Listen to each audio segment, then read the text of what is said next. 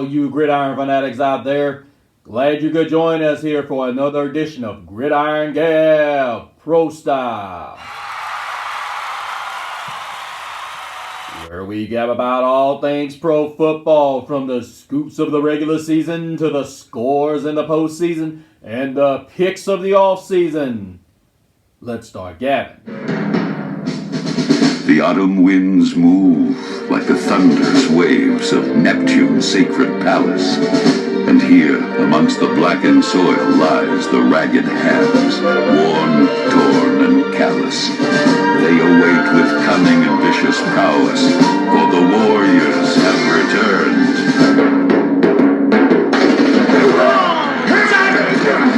Come on, Dirt! Don't do it! Woo! No way! Woo! 85!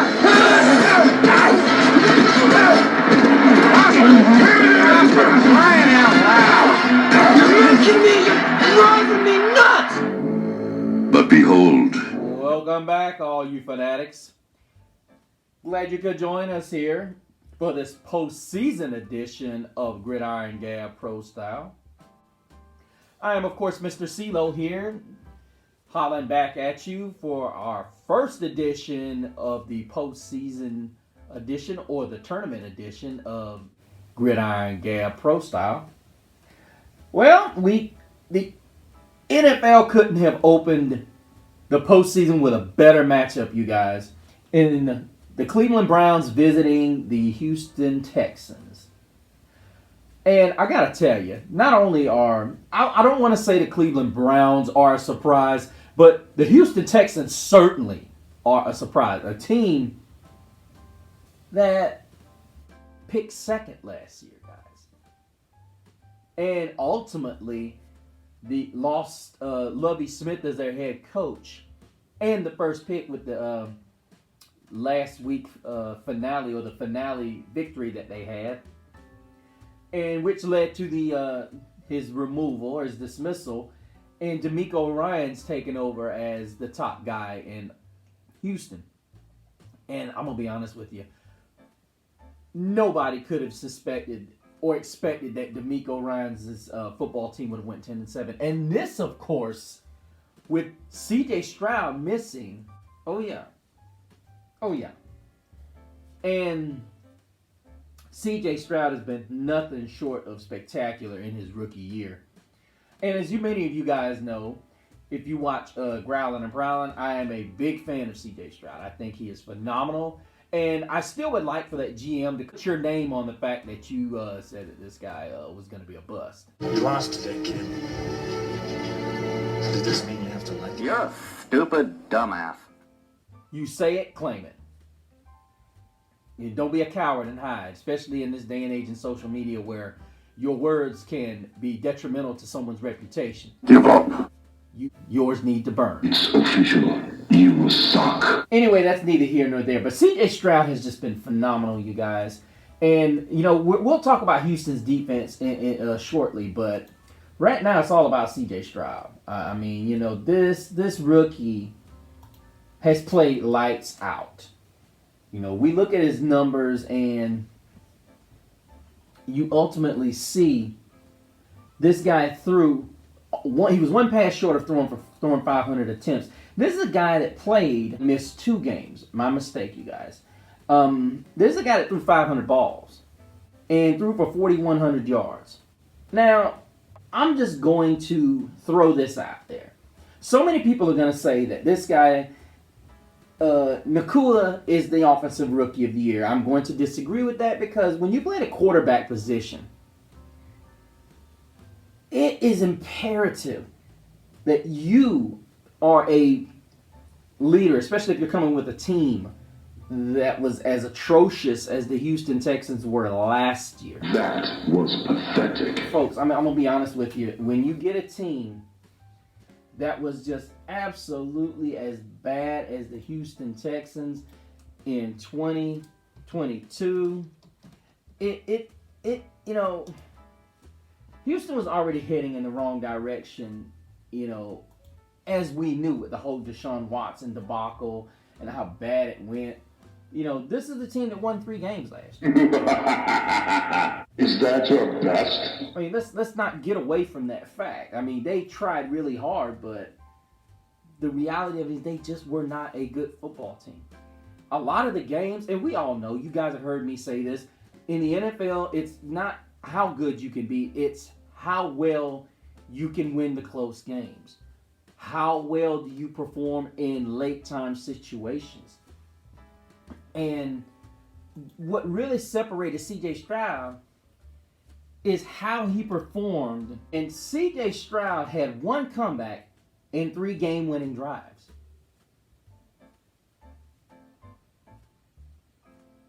That's impressive for a rookie. I mean, that's impressive even for a vet. I mean, you're talking about a quarterback. And I remember, I think D'Amico Ryan said it after week 6. He said he's just a kid that doesn't get rattled. And I remember hearing, I don't know if it was Rex Ryan that said it or one of the other analysts that said it. He's just cool, calm, and collective, you know, with every situation that comes his way. And you can't argue with that. When you have a kid that comes in with that resilience to be, you know, that determination to come in and be great. You know, it's amazing what would have happened had Tank Dell not gotten hurt. You know, we're seeing this guy just ball out like crazy. And it is just, you know, it's nothing short of remarkable. And what's really going to be interesting is when he gets this kid back next year. Better yet, if the Texans take a wide receiver, if they actually take a wide receiver in the draft, let's say they get Rome. But we're not here to talk about that because they're not out of the playoffs yet. But as I said, CJ Stroud has he's been a revelation for the Texans. You know, when they drafted him number 2 and then traded back in to get Will Anderson. You know, they did something that you do on a video game. You get the guy and then you trade all your picks or some of the stock that you have just to get back in it. And right now, those picks are looking really, those trades are looking really smart. Because not only do you have I would say offensive rookie, you could arguably say that Will Anderson could come in and be the defensive rookie of the year with the strong pull that he's had over the last couple of weeks, finishing second on his team with 7 sacks and 45 total tackles. And I'm gonna be honest with you, this team has got some really big punch up front. When you look here, you've got Anderson, you've got Greenard, who leads the team with 12.5 sacks. Sheldon Rankins with 6, Malik Collins 5, Jerry Hughes 3, and then these guys get such tremendous pressure up front. These guys create turnovers, but that's the mark of a D'Amico Ryan's defense, right? And it's only going to get better. This is year 1. You're looking at guys like Derek Stingley and Steven Nelson, who have 9 interceptions together. And the secondary is very opportunistic. And that is something that has been a staple of what D'Amico Ryans did when he was in San Francisco. Now, as far as combining the two, this has brought Houston to the playoffs and given them the division when it looked like they were going to finish in the bottom. Now, in my opinion, I felt like it was going to be Indy, but that division quietly was one of the best divisions in the league. Really was.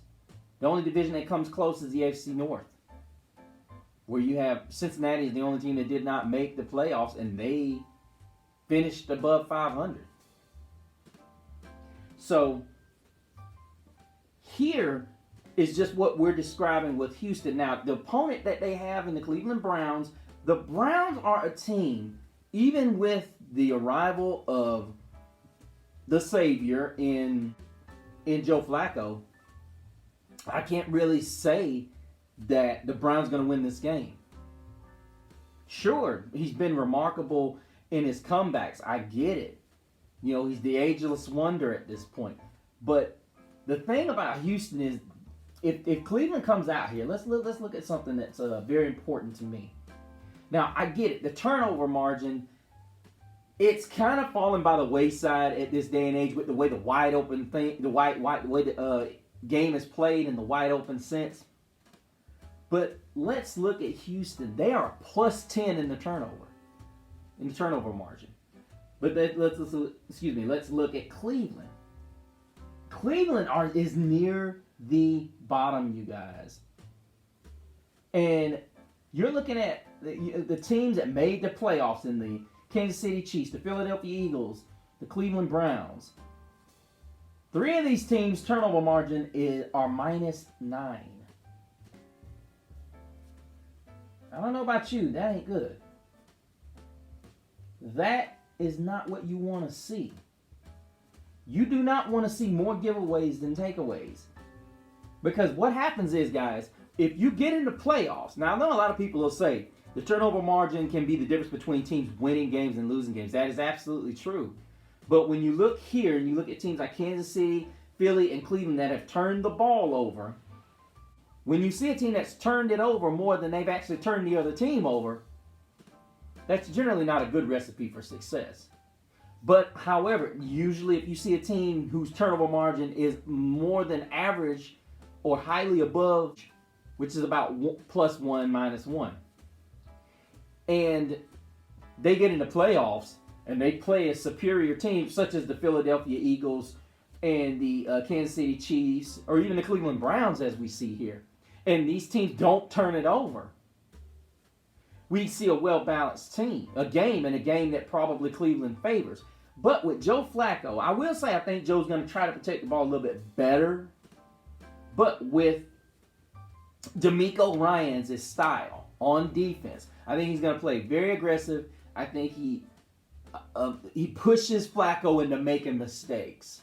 Because Flacco does want to throw it down the field. He's going to want to throw it down the field and often. But I do think that the X factor for the Cleveland Browns is David Njoku. Since he was involved in the offense to some capacity during all of this, but since Joe Flacco took over, you know, we can pull up a few things right now, but looking at what Njoku has done in the past 5 games has been nothing short of remarkable. And that's, of course, when we saw Joe Flacco took over. And this is his 5-game stretch, you guys. The first game he only had 2 grabs, but he had a grand total of 20. He's got 28 grabs since Joe Flacco took over. Now, I know a lot of people are going to look at that and say, well, that's not overly impressive. But here's the thing. When you can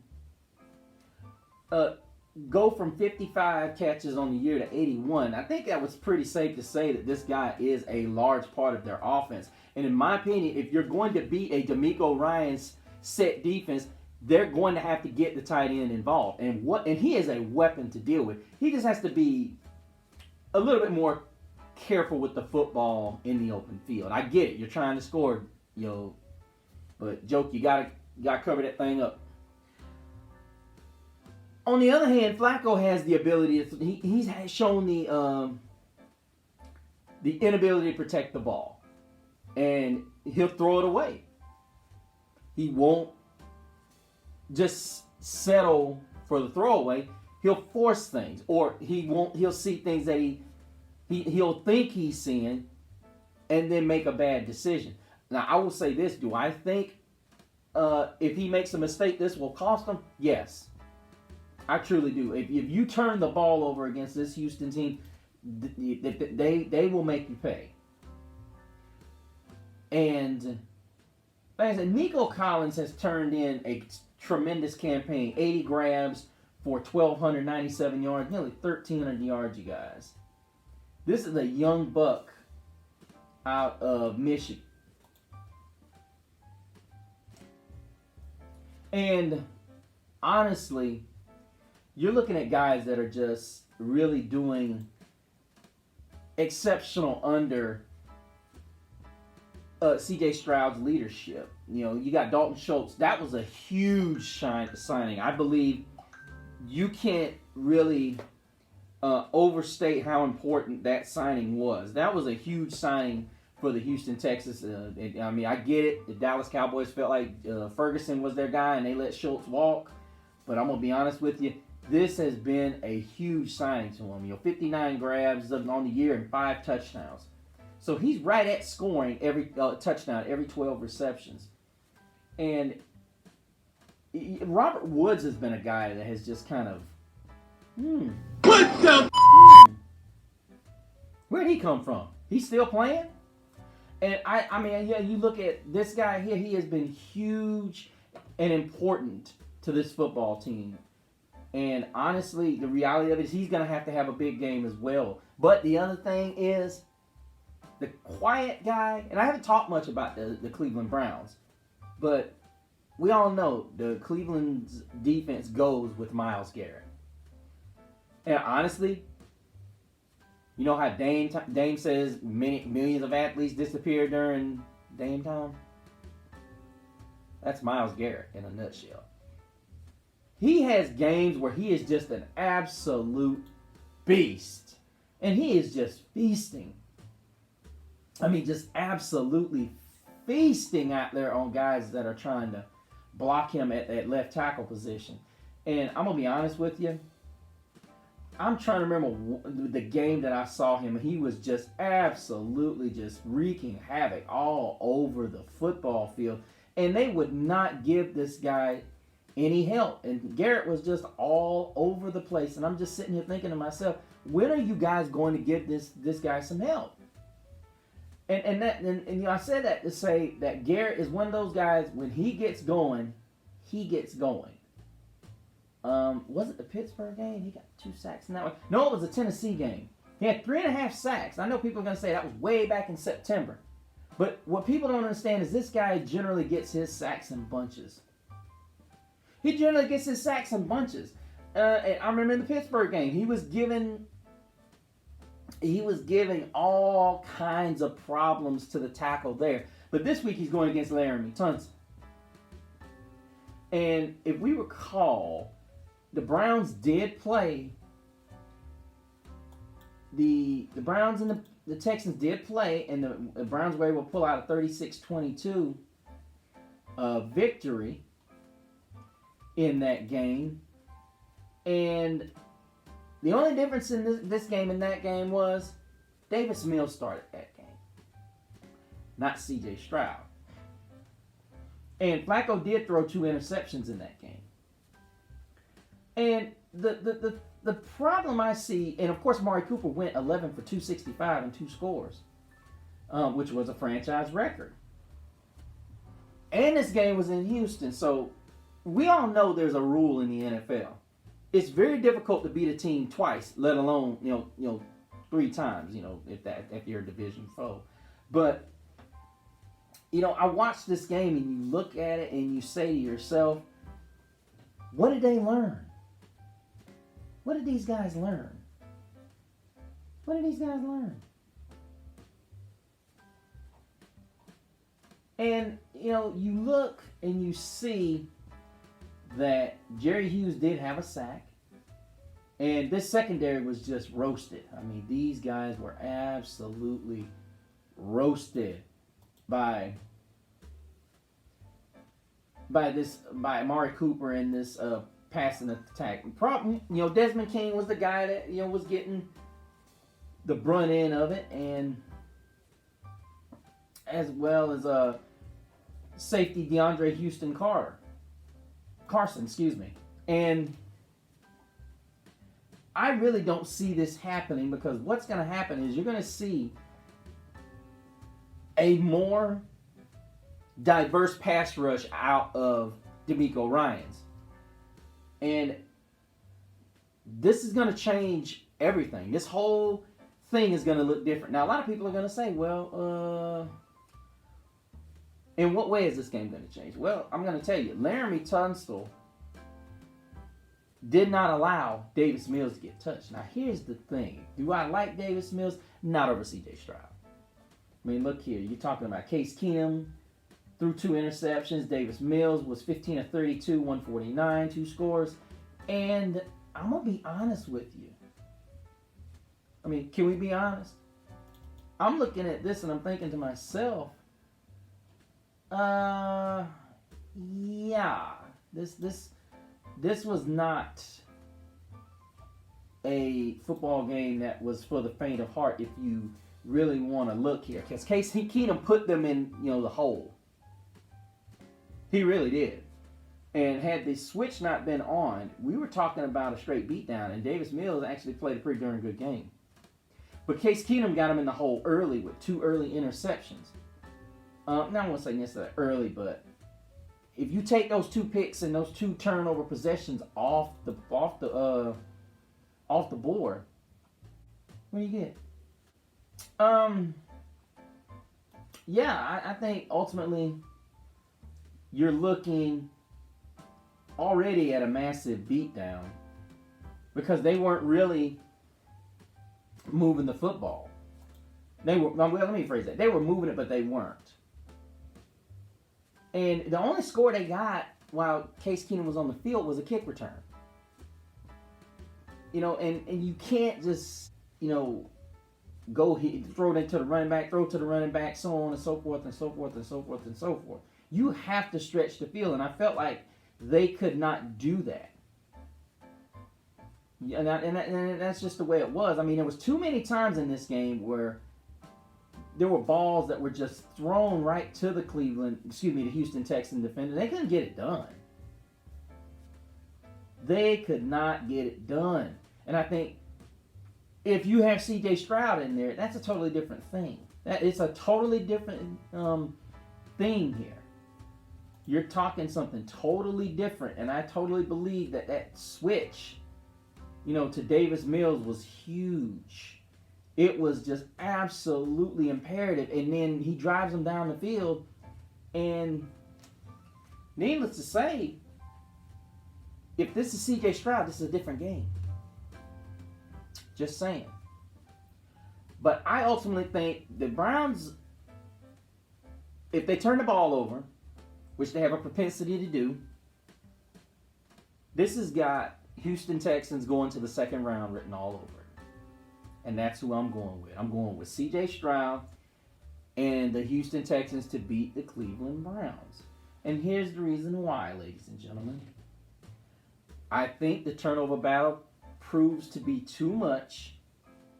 And as I said, I don't see them being able to recover from it. I think C.J. Stroud has a wonderful intro to playoff life.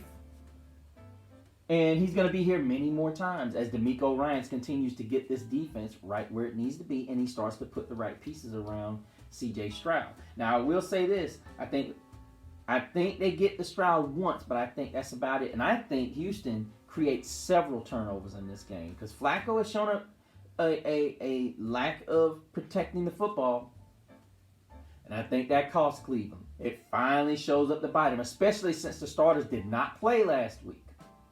So I think they're going to be a little bit rusty. I think C.J. Stroud comes out, takes advantage of it.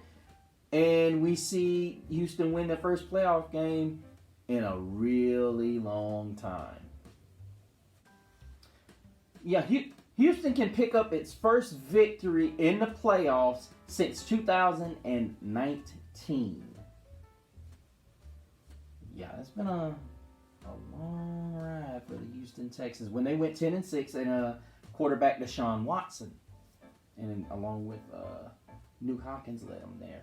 But yeah, this would be huge for the Houston Texans if they could win this game. So, like I said, I'm taking Houston to win its first playoff game since it defeated Buffalo back on January 1st of 2019. But that's going to do it, you guys. Thank you for joining us here, and I hope you enjoy all the antics of the NFL playoffs, starting with this wonderful game here. But until the next time, same Gab channel, same Gab platform. But behold, There is a warm breeze that comes from the west. The blazing sounds of victory fuel their everlasting quest. It is a call to arms, for they are here. An army that has the will to challenge and the will to dare.